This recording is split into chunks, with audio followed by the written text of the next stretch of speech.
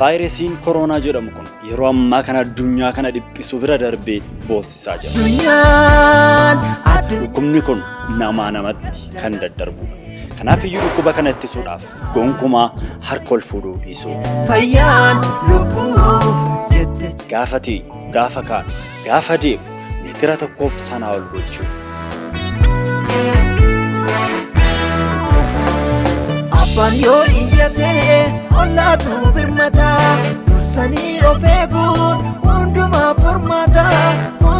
furmaata yaa ilmaan biyya koo dhalaaf dhiiran jennu ofitti dammaqnee lubbuu keenya eegnu.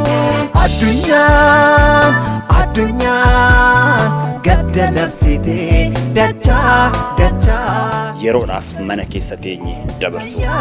Lubbuuf jette cimsitee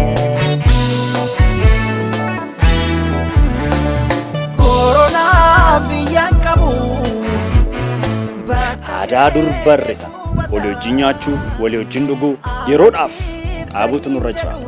Qodaa namni tokkotti dhuge wal harkaa fuudhanitti dhuguun gonkumaa hin eeyyamu.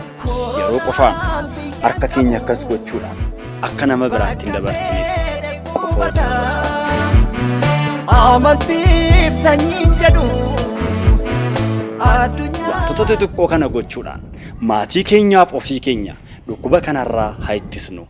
Fayyaan faaya. Hin qoosinaa, hin dhoksinaa.